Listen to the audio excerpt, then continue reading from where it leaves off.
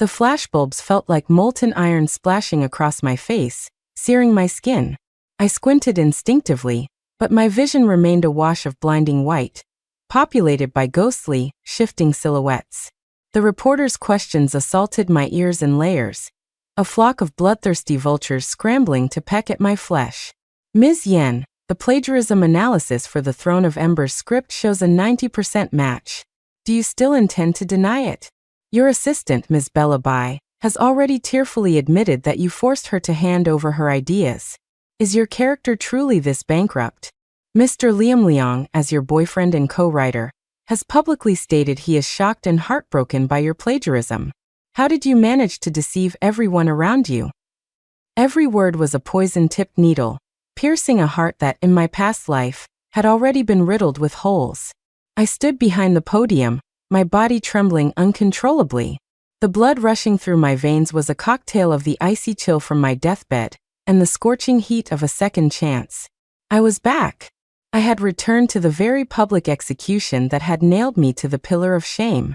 In my past life, on this day, I stood right here in this same white dress, looking like a pale, powerless idiot. I tried in vain to explain how the comparison charts were taken out of context, how Bella's so-called ideas were just rough concepts I had casually mentioned to her during late-night bouts of insomnia. I screamed until my voice broke that every word of Throne of Embers was the result of 3 years of my blood, sweat, and tears. But no one believed me. Down in the front row, Liam, the man I had loved for 3 years, looked at me with a blend of disappointment, pity, and finality, as if I were a piece of rotting meat beyond saving. Beside him, my assistant Bella, whom I had treated like a sister, was sobbing to the point of fainting. Her fragile, innocent act triggered the protective instincts of everyone in the room. They were the picture-perfect victims, and I was the villainous predator. The two of them had orchestrated this seamless frame-up. They stole every backup on my computer, took the blank authorization forms I had signed, and shoved me onto the guillotine of public opinion. My life went into a tailspin the moment this press conference ended. Investors demanded astronomical fees for breach of contract. Fans sent vicious curses and doxed me. The cyberbullying was overwhelming. I was like a rat crossing the street, chased and beaten by the entire world.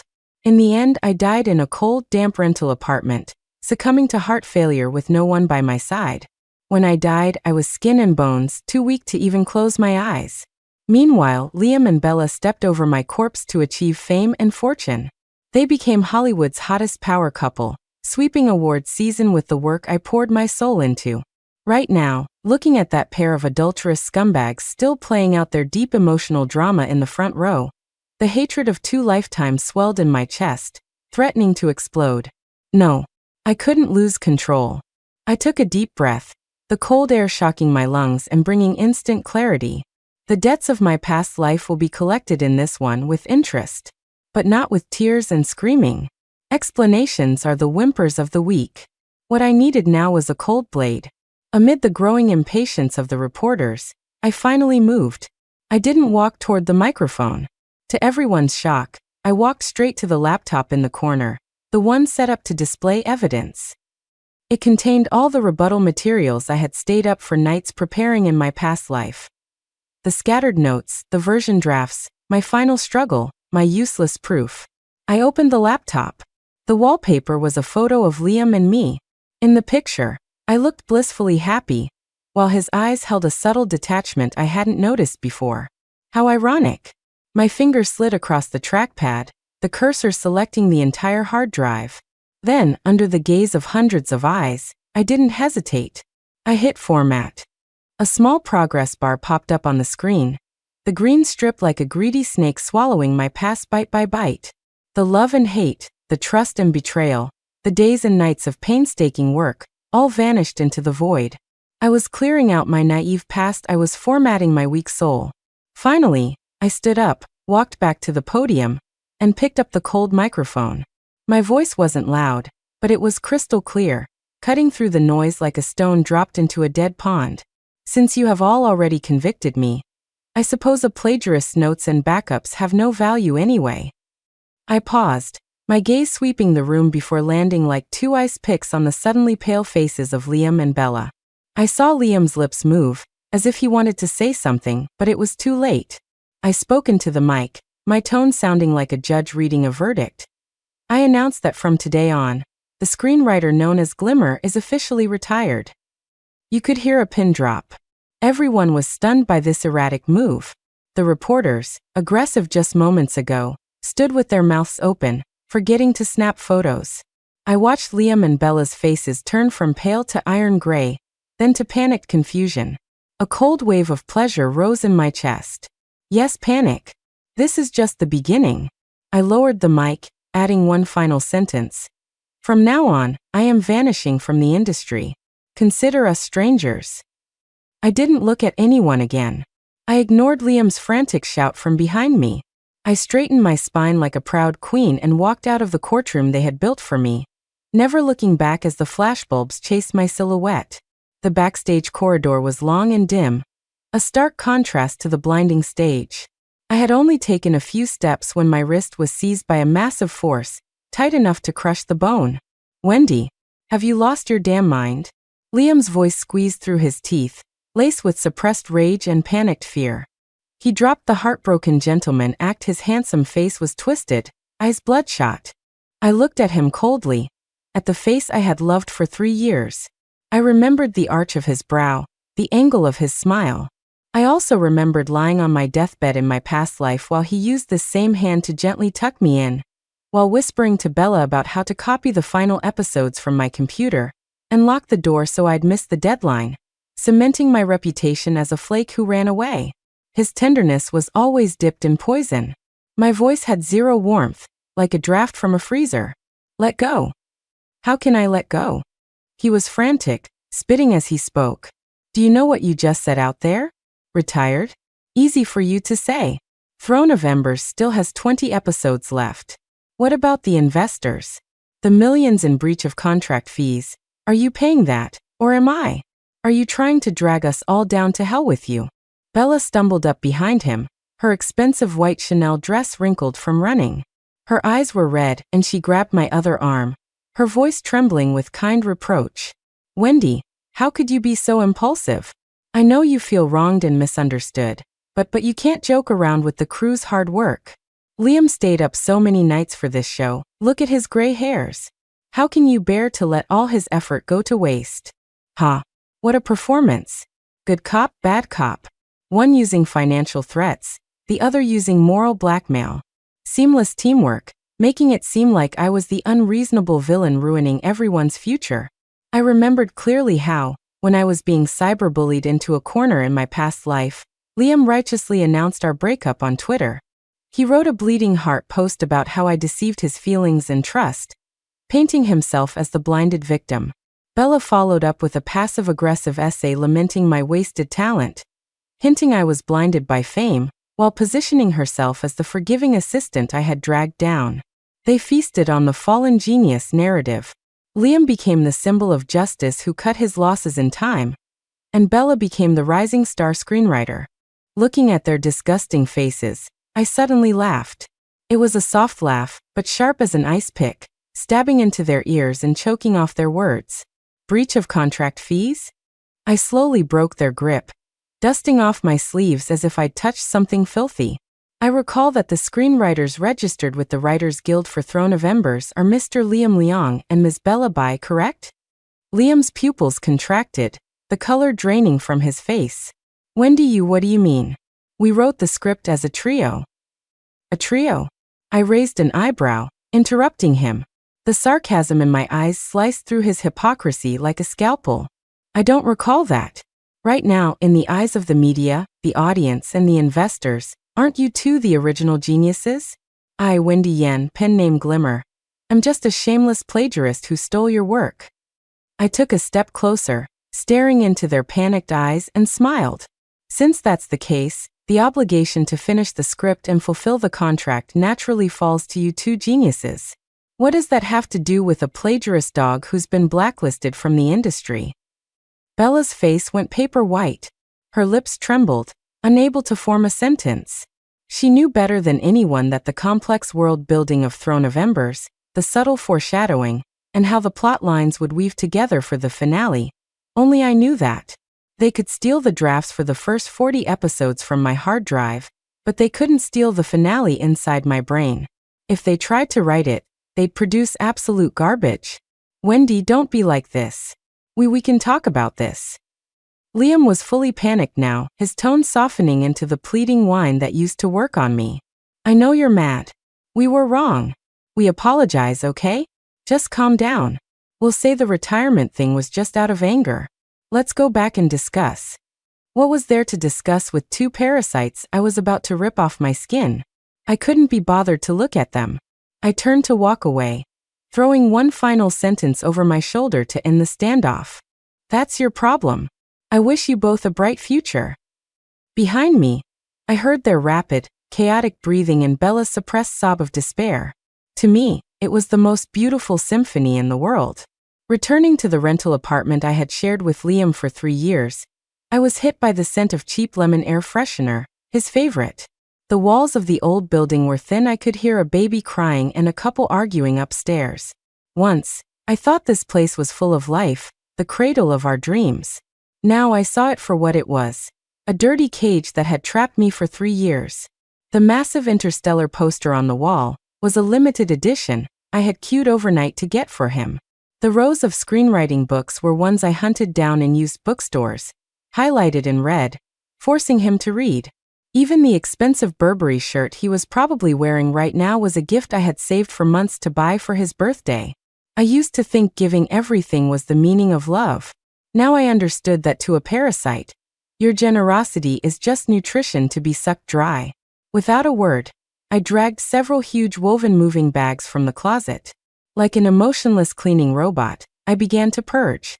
I opened the wardrobe and grabbed every piece of clothing that smelled like him, stuff I bought, stuff he bought, and stuffed it violently into the bags. He didn't actually own much.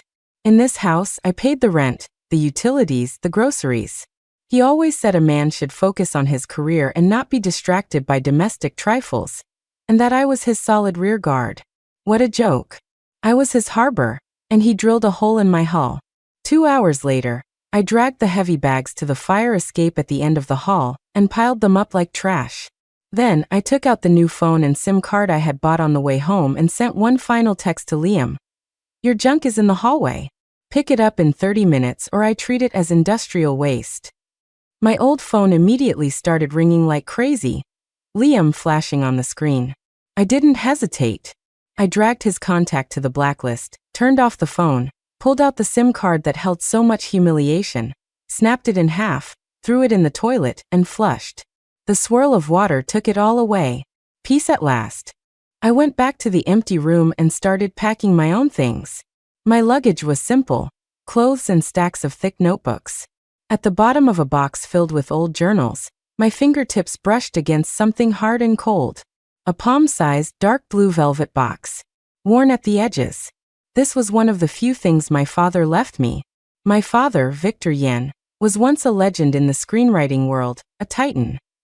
But when I was 10, he vanished. Everyone said he had writer's block and couldn't handle the pressure, so he exiled himself. My mother died of depression shortly after.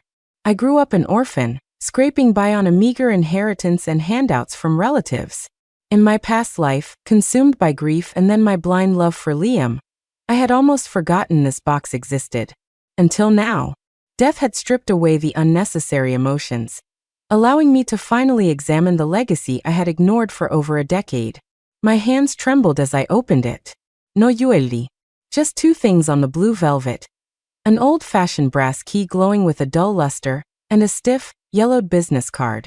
Engraved on the key in fine script. Safe deposit box, Swiss bank. The card was minimalist. No company name, no title. Just a name embossed in gold, Quinn, and a private phone number. My heart hammered against my ribs. Intuition told me there was a massive secret here. I took a deep breath and dialed the number on my new phone. Ring, ring, ring. Who is this? A deep, steady middle-aged voice answered, carrying an air of authority. I gripped the phone. Hello, is this Mr. Quinn? My name is Wendy Yen. I paused, then said the name I usually only whispered in dreams. I am Victor Yan's daughter. The silence on the other end was suffocating. Just as I thought he had hung up, the voice returned, stripped of its authority and replaced by a trembling mix of shock and emotion. Child, you finally called. The next morning, following Quinn's instructions, I took a cab to a law firm called Regency, in the heart of the financial district. It occupied the top 3 floors of a skyscraper. Quiet, solemn, expensive. A different world from my rental. I was received by Mr. Wallace, an elegant elderly lawyer in a 3-piece suit. He was Quinn's chief counsel and the executor of my father's estate. He looked at me with deep pity and kindness. He didn't ask where I'd been. He just poured me a glass of water and retrieved a heavy, wax-sealed manila envelope from a wall-sized safe. Ms. Yen, he said solemnly, this is what your father left for you. Touching the rough paper, I felt a warmth I hadn't felt in years. Tears welled up. I broke the seal. Inside was a stack of complex legal documents. Equity transfers for domestic and foreign companies, massive offshore trust funds. Wealth beyond my wildest imagination. Mr. Wallace's explanation left me in shock. My father hadn't retired due to a lack of talent. He was at his peak. But because his work exposed dark truths about the industry, threatening powerful capital interests, he was blacklisted and received death threats. To protect me, he faked his death and fled overseas with his trusted friend Quinn. He used his savings and connections to build a business empire abroad, investing in film and real estate. And I, Wendy Yen, was the sole heir. Your father was a genius and a great man, Wallace said. He paved the road for you but wanted you to pursue your dreams freely, without his shadow. He didn't want his fame to be your burden. My mind went blank. I thought I was alone, fighting for every penny. I never knew a giant had been standing behind me, guarding me in silence. Tears finally spilled onto the documents. With the help of Wallace and Quinn, I processed the inheritance at lightning speed. Standing before the heavy metal door of a safety deposit box in a bank in Zurich, holding the brass key, it still felt like a dream. Click. The door opened. No gold bars. Just 5 black archive boxes, A4 size. I opened the top one. Inside was a thick manuscript. The paper was yellowed, but the handwriting was bold and powerful. The title page read, Eternal Night. I held my breath and turned the page. Just reading the character bios and world building made me shiver. It was a grand epic about faith, betrayal, light and darkness. The complexity was staggering, 100 times more profound than my Throne of Embers. I opened the other 4 boxes. Each contained a complete, masterpiece-level script. At the bottom of the last box was a letter. For my daughter, Wendy. I opened it with shaking hands. To my dearest Wendy, if you are reading this, I am likely gone. Forgive my cowardice for not being there to watch you grow. These scripts are my life's blood, dreams I couldn't finish. I thought the world had no room for real stories anymore, but now, I give them to you. Wendy, your talent is equal to mine. But remember, talent needs armor. Trust no one easily, especially the parasites who covet your gift. Write the stories you want to write. Create your own era. Dad is always proud of you. Love, Victor. I collapsed to the floor, clutching the letter, and wailed. The grief of 2 lifetimes poured out. I finally realized that the core creative spark of Throne of Embers was actually a bedtime story my father told me as a child. A prototype he developed for Eternal Night. I had merely stood on the giant's shoulders. Liam and Bella hadn't just stolen my 3 years of work, they stole my father's legacy. I wiped my tears and stood up. The fragility was gone from my eyes, replaced by ice. Dad, don't worry. This time, I will reclaim everything. I will make the name Victor Yin the brightest light in this era again. And those who tarnish this light will be dragged down to hell. While I was counting my inheritance by Lake Zurich, Liam and Bella were living a nightmare back home. My retirement announcement was a bomb that triggered a tsunami. At first, the internet mocked me for fleeing due to guilt. Liam and Bella's fans celebrated viciously. But the party didn't last. Throne of Embers released episode 40, the last one I had written. Then episode 41 aired. It was a slap in the face. That night, #Throne of Embers collapse trended at number 1. What is this trash? The hero was a strategic genius last episode, now he's a love-struck idiot. The logic is gone. The foreshadowing about the Shadow Army was completely dropped for some random palace drama? Do the writers think we're stupid? The dialogue turned into water. Where's the poetic depth? Now it's just cheap soap opera lines. The reviews were brutal. The IMDb score plummeted from a legendary 9.2 to a 7.5 overnight. Fans turned into haters. I heard from Quinn's spies that the director was screaming at Liam on set, asking why the character motivations made no sense. Liam and Bella had nothing but excuses like artistic evolution. Bella was reportedly cried off set. Their golden couple halo was shattering. Sipping a cappuccino in Zurich, I scrolled through the news with a cold smile. This is the punishment for thieves. They can steal a diamond, but they don't know how to wear it. They just look like clowns holding glass. My phone buzzed. Liam was spamming friend requests on WeChat. Wendy, I was wrong. Please give me a chance. Let's meet. I hit block. Then a text from Uncle Quinn. Child, it's done. Come home. I looked out at the peaceful lake, but my gaze was fixed on the east. The real show was about to begin. I flew directly to the capital.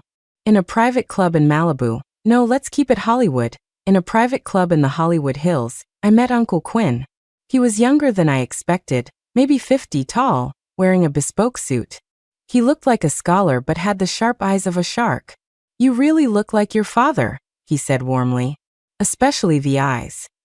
I placed the 5 black archive boxes on the table. When Quinn opened the manuscript for Eternal Night, his hands trembled. Victor, he actually wrote it. He read for the entire afternoon. When the sun set, turning the room gold, he looked at me. Wendy, what do you want to do? I want to start a studio, I said. Top tier. I will produce these stories myself. Done, Quinn said. Star Entertainment will back you. Budget, team, distribution, you have it all. Star Entertainment was the industry giant. With Quinn, I was untouchable. But Quinn added, one condition. Go ahead. Use your own name. Wendy Yen. Your father needs justice, but your talent deserves to be seen. You shouldn't live in his shadow. I nodded. I understand. But before Wendy Yen can stand in the sun, I need a new identity. One that separates me from the dirt. Have you picked a name? I looked at the dawn breaking outside. Dawn. The light that follows the eternal night. A week later, Star Entertainment dropped a nuke on Twitter. Star Entertainment verified. We are proud to announce a strategic partnership with the genius screenwriter Ms. Dawn to establish Dawn Studios. Our first project is the epic Eternal Night.